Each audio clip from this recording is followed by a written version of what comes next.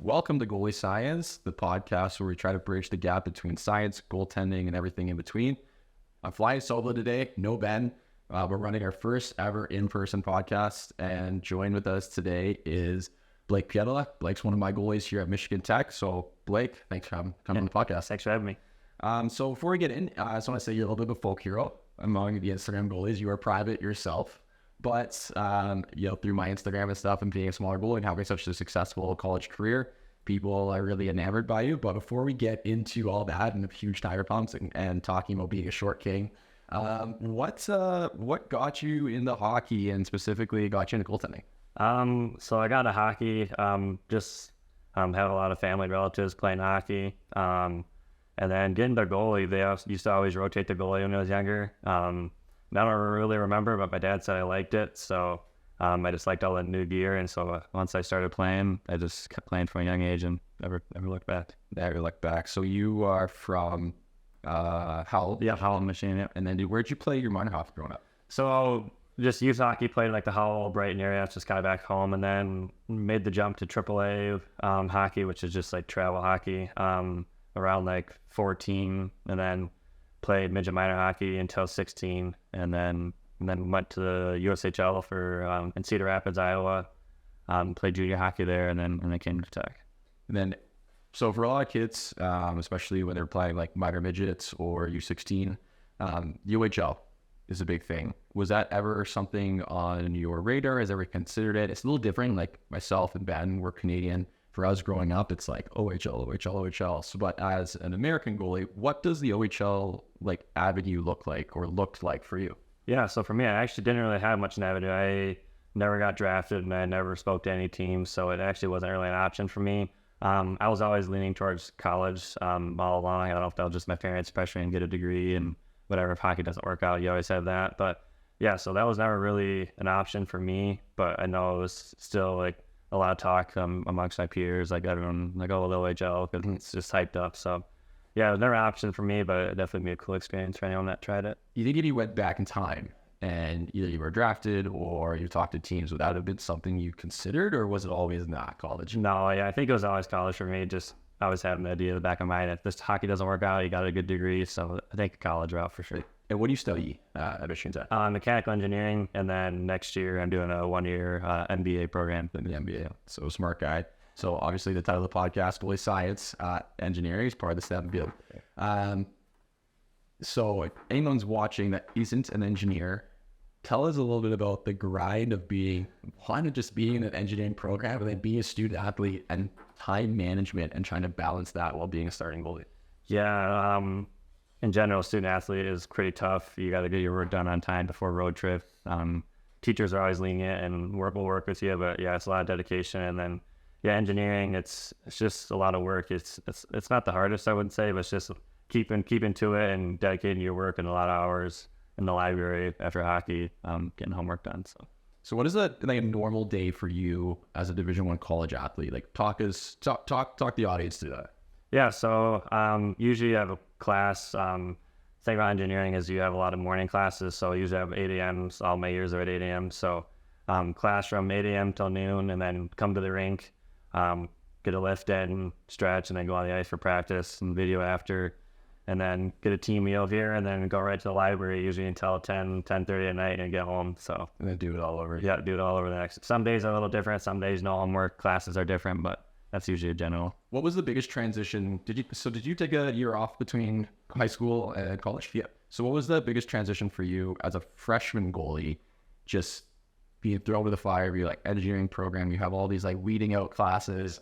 What was the biggest like surprise for you? And what do you think is the biggest thing that you like struggled with, or like the takeaway in terms of managing throughout your 5 years here? Yeah. So I would say the biggest thing is as far as like getting in, having a year off of school and then getting into it is just like, I don't know, engineering is like, there's not a first class I took, there wasn't a lot of just like answers, just you solve it. If you don't get an answer, you still did a good job. So yeah, it was just kind of weird in that aspect, but yeah, it was cool to come in and kind of learn under everyone. And it was definitely an eye opener. I remember skating out of the MAC the first day. I was so nervous and I wasn't even playing. So it was a cool experience. Yeah, I'm back here. So I'm going to sprinkle in a lot of Instagram follower questions because again, you are a folk hero. But that brings me to the first question from Jason King 31. So when are you most nervous, or do you get nervous? No, I actually can't. I think the most nervous I ever got was that first time skating out of the MAC and everyone was cheering, and I wasn't even playing that game. So maybe just the fact when I wasn't in my control, maybe that's why I was so nervous. But yeah, I won't really say get nervous. Maybe I do like leading up to the game, like Wednesday, Thursday, but then once you get to the game, it's just kind of your routine. So Was that a game that you were playing? Or no, it was back it up. I was the third goalie. I almost slipped on a puck on the way out. Oh gosh, that would have been a hefty fine. When was so you played 1 year here before I got here? Yeah. So when did you get your first college start? How'd it go? How'd you feel? And like, what was your biggest takeaway from that? Yeah, my first college start was freshman year. Maybe halfway through the year, something like that. It was against Minnesota State Mankato. They're a great team then, but I remember we didn't really give up too much. I only had like 20 shots, 2 goals. I mean, I didn't really see much action, but yeah, it was good to get my feet wet and kind of finally get a game in after a long season of not getting one. So how'd you manage, for those that don't know, Blake didn't play a ton of games his first year. If I was better podcast host, I'd have your stats up. Actually, I might pull them up in a second, but what's, how did you like manage mentally and physically kind of going from, playing a lot of games in junior to all of a sudden not playing a game, I guess, leading from the off season for almost 7-8 months? Yeah, so I think I only had like 3 or 4 starts my freshman year, maybe even maybe even 3. But yeah, I just kind of went into the season like I was confident in my abilities, but I just knew there was two the senior and a junior goaltender, so I just kind of took it as I'm just gonna learn under them and get bigger and stronger in the weight room and just kind of adapt and get better in every way I can, and then just if my number's called, I'll be ready. But that's kind of how I approached it. Yeah, so you went from 47 games the year prior in Cedar Rapids to 6 total appearances. Yeah. So I definitely can relate to that. I think I had 4 total starts my freshman year and 13 appearances my sophomore year. So it is challenging. One thing I always like to ask, like, what was the recruitment process like for you from Cedar Rapids into Division? So actually, the recruitment to Tech started probably when I was playing midget minor AAA hockey. When I was like 16, it was like a brutal commitment when Mel Pearson was here. That's kind of when Logan and I came here on an unofficial visit, and then we committed here that summer, July of 16 summer. And then just, when Cedar Rapids, like Joe got the head coaching job, so he would call us every once in a while just checking in. And then, he's just like, if you want to come in, you can come in. And I was like, yeah, I'm ready. So would you have committed when you were in Compu or Cedars? It was Compu, yeah. Compu. So when there was the coaching change between Mel and then Joe, did you ever consider going to a different school? No. I always knew whatever coach they had here would do a good job, and he called us right away and just welcomed us to the team and still wanted us and stuff like that. So we're still fired up to come here. Good. I'm glad to hear that. So let's talk about your sophomore season. That's COVID, isn't it? No. Yeah. Well, because that was my first year. Mm-hmm. So my first year getting the job, and that's when you took over. So we had brought in Mark Sinclair from Alabama. We had Bales and we had you. Yeah. And so I know from my coach's perspective, the job was open, and I know Sink started the year for Lake State. Yeah. And then you played against Mankato. It seems like we just only play you against Mankato. Yeah. What's like for you going into kind of like an open spot, different than your first year where you're battling for that number 1 job? Did you change anything leading up to that season, or like versus leading up to your freshman year? No, I would say change anything. I would just say, just like knowing you have more of a chance, if that makes sense, just kind of like lights a fire in you and makes you, I don't know, hungrier, if that makes sense. Kind of knowing you have an open chance and just best guy open. So I was just excited for the opportunity, and I was looking forward to the year.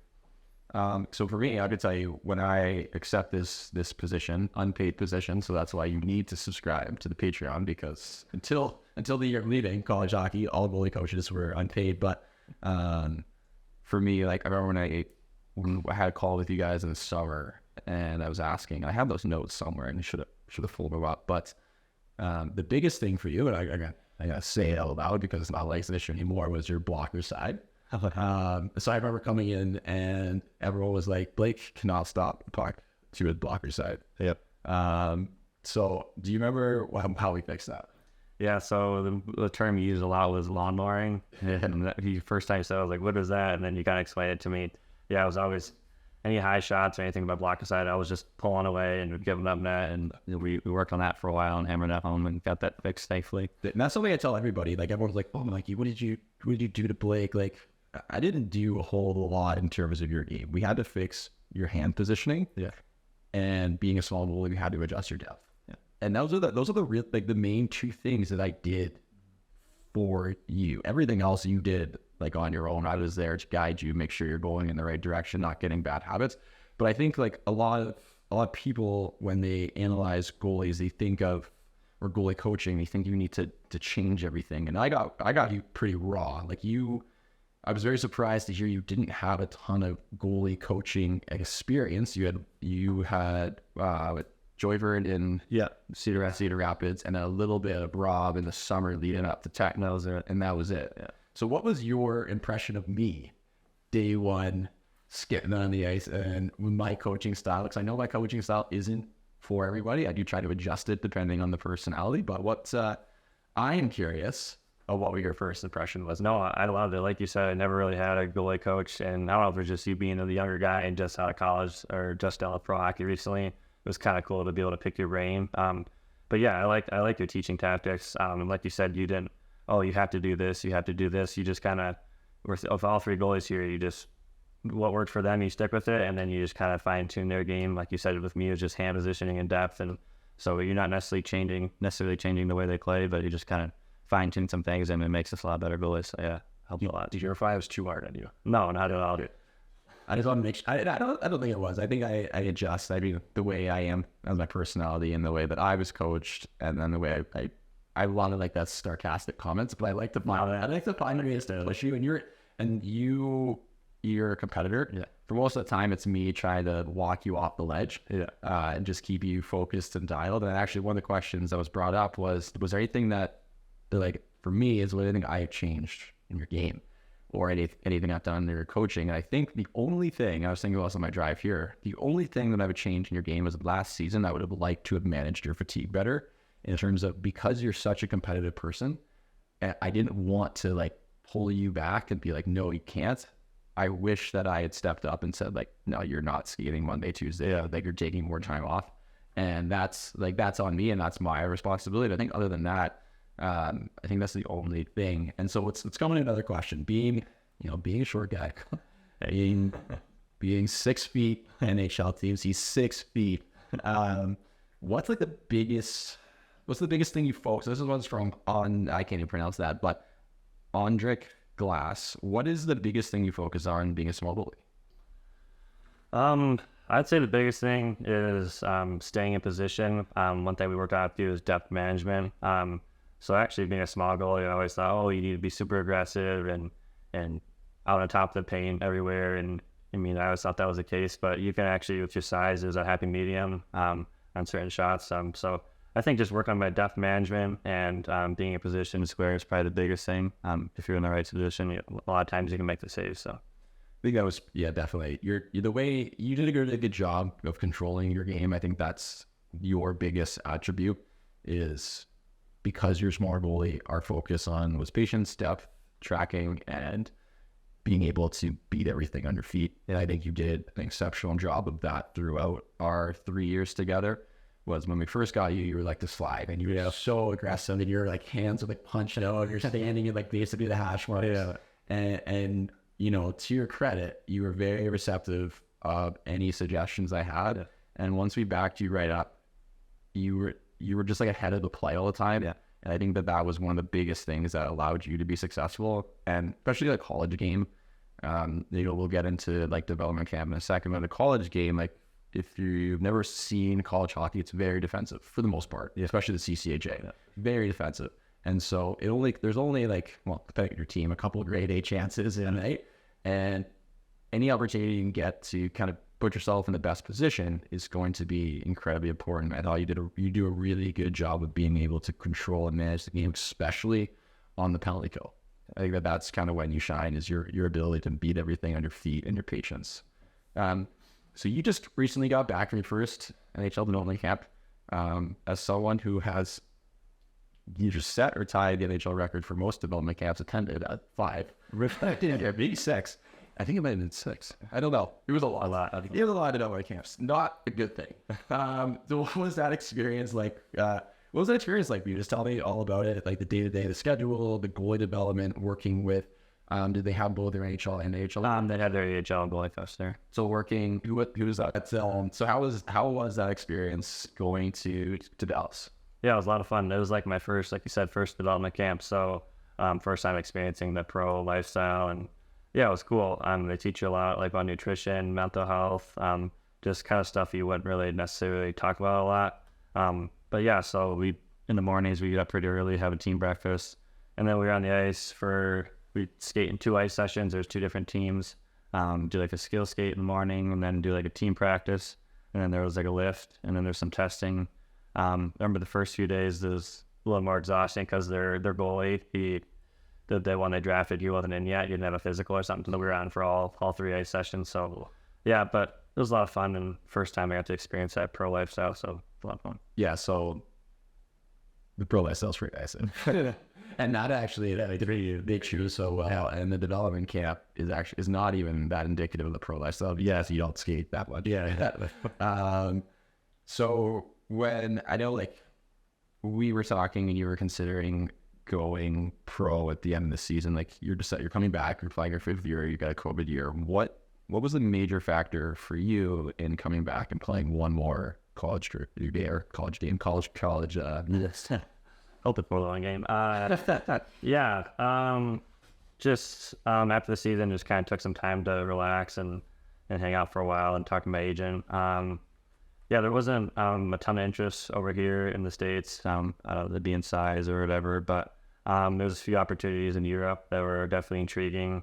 But yeah, just at the end of the day, having an extra COVID year and opportunity to get a master's degree and play one more year of college, it just felt like the best opportunity and at the right time, and it's just the best decision for me, so I'm just excited to do it. Yeah, much to my chagrin, as I had worked very hard to work with your agents to try to get you some good spots, but no, you got to do what's best for you, and I think definitely you're gonna have another good year.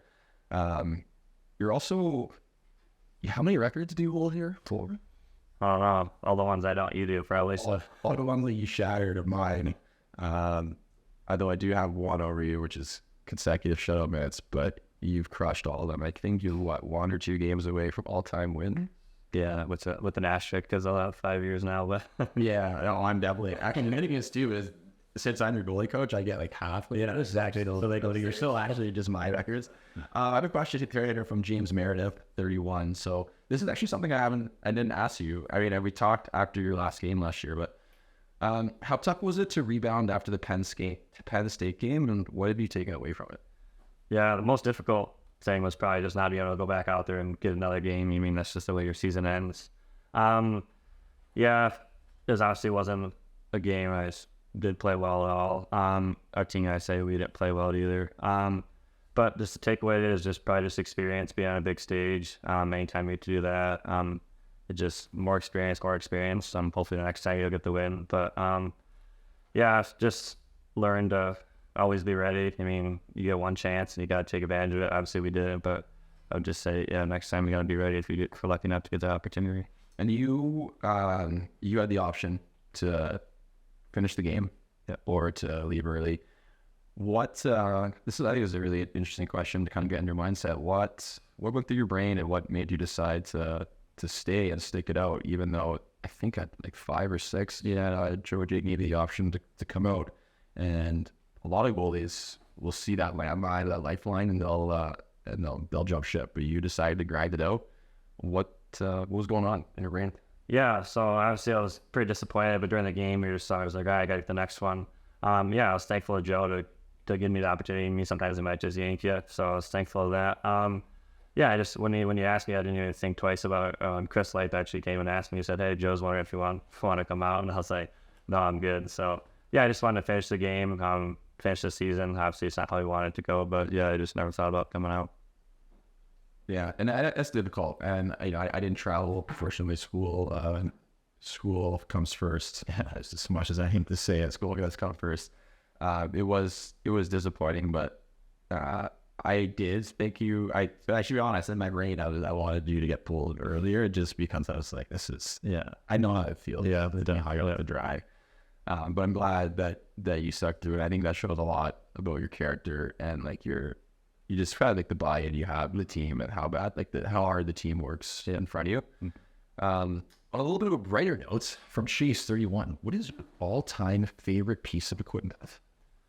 Oof, I would probably have to say my helmets. So far, like they've always been painted, and every year it's a surprise of what I'm gonna get. I just kind of let my painter do his work, and yeah, I kind of have a collection of them now. And yes, every year I kind of look forward to getting them and wearing them.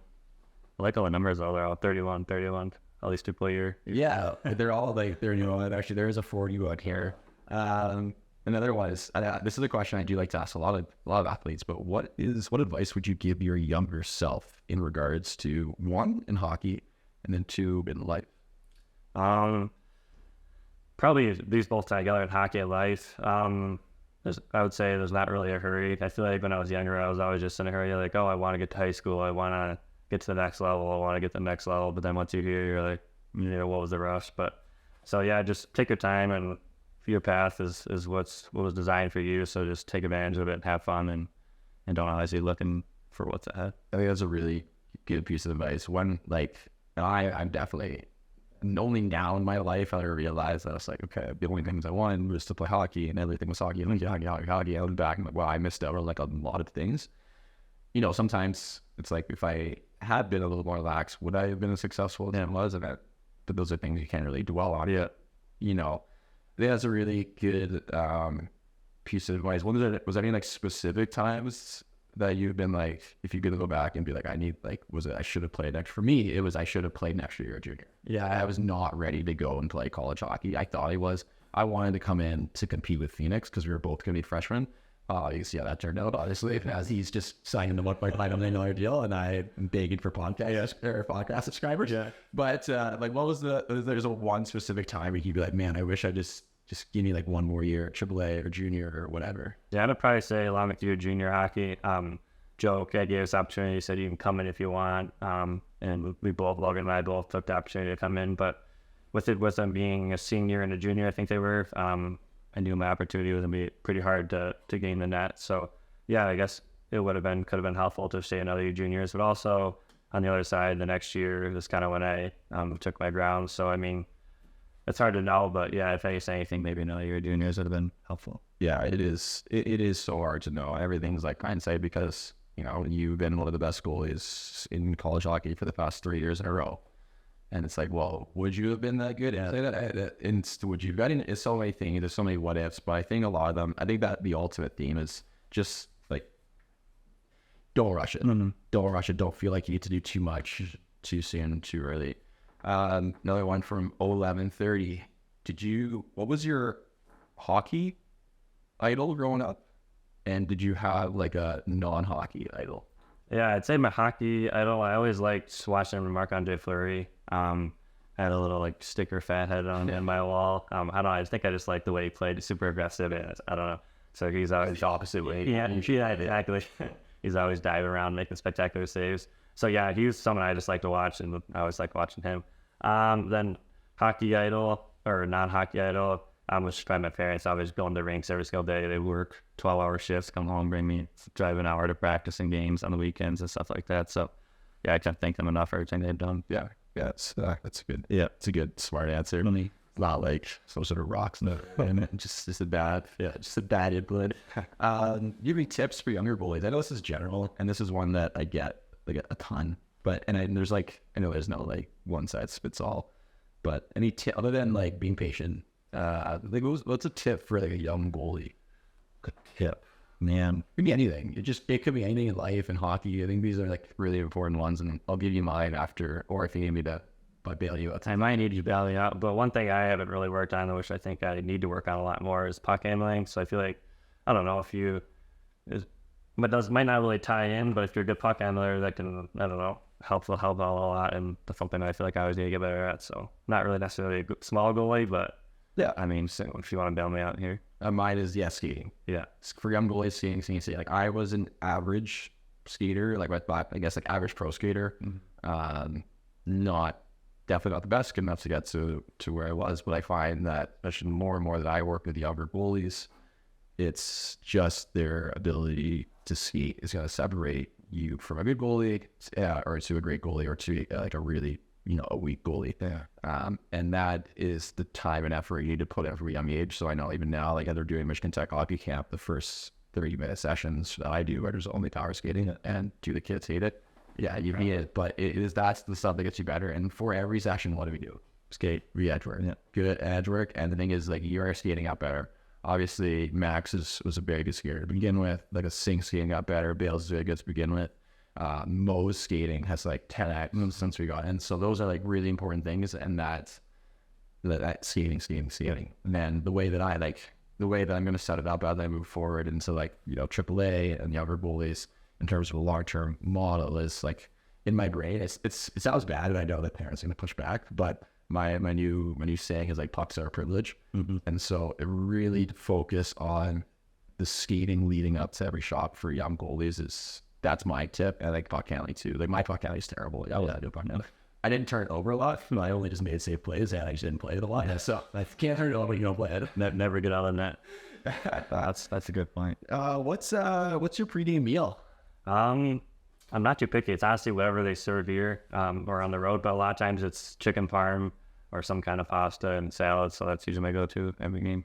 Yeah, that's just a classic. Yeah, Classic hot chicken parm. Yeah. Are you superstitious or just a little stitious? I'd say a little stitious. I used to be when I was younger, and it just did not work out. I was just, when youth hockey, I'd always think, I got to get dressed this way. I got to, and all environments are different. So yeah, I'd say it's a little stitious. What do you got planned this summer? This summer I'm getting married this weekend. I'm not on the edge of the wedding. That's why everybody know that. It's pretty messed up. He skates me too hard.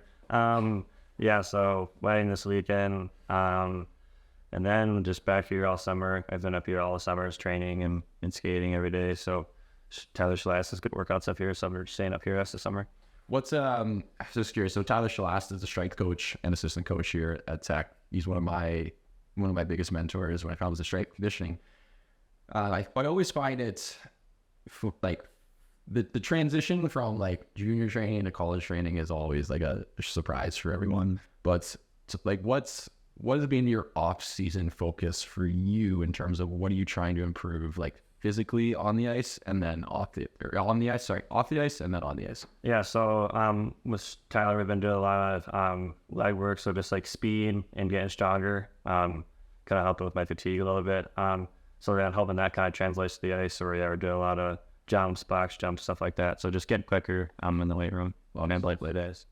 A lot of salt play. Yeah, a lot of. Have you puked on the assault play? I have, yeah. I'll usually puke every time we do the salt lake, unless it's somehow I get lucky. But I know I'm a puker. I don't party with that anymore. Yeah, I those days are way behind me. I came mouth. I paid my dues. What's like looking at your hockey career? What's like the most fun, or what's that one memory you look back that you just like? And you just smile. Yeah. I would probably say like a couple, and one of them is probably winning national championship in minor hockey, U16 with computer. That was fun. And then I don't know, in college it's been fun. Just I don't know, I've never been on a part of a school team, so just being in front of a school and just traveling. I think going to Arizona was really fun. So I think just the long bus trips and stuff are a lot of fun, and be able to leave like Thursday, Wednesday, and miss some school and be gone. So it's just fun to get away and very needed. Just fun to get away. Any like stories that pop in your head? Either could be you or the guys that you just laugh. Like, well, obviously ones that you can tell on the podcast. Yeah, I mean everyone's just so dumb. There's just so many. People just do so much dumb stuff on the bus and hotels, and there's just I can't think of any off the top of my head, but a lot of fun times. Is there any? So we're getting close to the end. I know we both have to run, but is there any like final like thoughts or anything, or like what's kind of like your mindset moving into this last season? Yeah, I'm looking forward to it. I think just whatever I could do to help the team win. Being an older guy, I don't know if I'll probably be pretty old compared to all the freshmen coming in, but just being able to mentor anyone if they have any questions, let them know. I just kind of show them the way we do it. You ever seen tech hockey, and just do everything I can to help the team win. And then you actually that brought up a point here is like your younger brother is coming in, so now we're going to have 4 kids. Yeah, 4 billion. 4 villas, 3 brothers, one cousin, one cousin. Yeah. How come your younger brother is way taller and more handsome than you? I always ask my dad that maybe a few times a month. Just we'll go what the heck happened, but yeah, you must have got the good genes, I guess. Is yours or split? The height was split. That's probably what it is, Logan. I had to split. I would have been 6'10". And I think it was actually the first time I met your dad. I couldn't believe how tall he was. Like he's not like super tall, but he's really very tall. Yeah. And I was like, what? What the heck happened? I got my mom's gene. Your mom's short. So do you find like we mentioned it briefly, but do you find being like a short king? Do you find that motivates you, or is that something that you struggle with? 'Cause I know like a lot of goalies, that's not like that's the excuse, and I get it a lot. It's something too short and too small. And here we are. If you look at small successful goalies, they can definitely succeed in college. You know, you look at guys like yourself, you got Levi, you have all these small goalies, and now starting to sign pro deals and getting opportunities. Like when I guess the metaphor analogy that I use is the pie, and the pie of skills. And if you're shorter, then the slice of height, the height slice is a little smaller, so everything else needs to be bigger. And if you were describing your perfect small goalie, what are like the 4 or 5 pieces of the pie that should be the biggest? Yeah, I would say be able to skate well, managing depth, positioning. What else am I missing? What do you say? No, this is yours. Don't look. Does it have to be 4 pieces? Well, you give me a bunch of pieces. Yeah. And I would just say mobility is a big thing too. I mean, if you're not really mobile, being small, I mean, the big guys, they got the big legs. So I just say the 4 ones that I focus on are mobility, speed, positioning, and depth. So that's what I always try to focus on, and tracking. If you Yeah, so that's all we need. Because again, like you think about it, and this is the funny thing too, and this is the way that I like to explain it to you, and explain it to all my goalies is. Everyone overthinks goaltending. I overthink it a ton, but I try to break it down in the most simple form as possible. And goaltending is just the position of taking up space. That's all it is. And like when you say taking up space, everyone assumes like, oh, like you're J.S. Shigeru, you're just blocking, like pretty sumo wrestler. Yeah. But no, like all your movements, your tracking, your skating, your reaction, it all is just taking up space behind the net. And so you take up less space than me at 6'4". And so I can get away with not being a good skater, not being as flexible, not having a great tracking, all these things. I don't have to be as good, where you or small goalies have to be that much better at all the other things that I'm not as good at in order to kind of fill up that pie. Yeah. And I think that that's really important. So that's why, again, like we skate everywhere, tracking. You have done a ton for your mobility. Your mobility improves a lot, except it only works in games. I always thought it was funny. I wake up on the skate in the morning to skate, especially when we were skating like it's like off. Really sexy. I'm really, I can't. I'm like, oh, I wanted like backdoor stuff. You're like, I can't. Yeah. But in the game, you're just like Gumby out there, adrenaline. Yeah. So Blake, well, thanks for joining me on the podcast. Is there anything or anyone you want to shout out? I know like you're a quiet guy on social media and that stuff, but is there anyone you want to just say thanks to or shout out? Just thanks to Jamie. You guys got to try out this. I didn't even tell them. I know they're gonna think it was planned, but I'll pass you 20. I mean, if take any information you can get from him, because it's all important and it'll help you a lot. So would you say subscribe to my my Patreon? Yep, I would. So thanks everyone for watching. I'm looking at doing a lot more of these in-person interviews. Hopefully you liked this format. Going on the world tour here in like 2 weeks to Texas, then Florida, Texas, then Finland, a bunch of places. We're gonna get Max Barron and other my goalies. Other people that you want me to get on, just let me know. Again, like, comment, subscribe. Appreciate you guys for watching. Blake, and congratulations on your wedding that I get invited to. Appreciate it. I'm disappointed that I'm not going to be here for your last season, but as always, man, it's been a pleasure working with you. And if you ever need anything, just let me know. Stay in touch.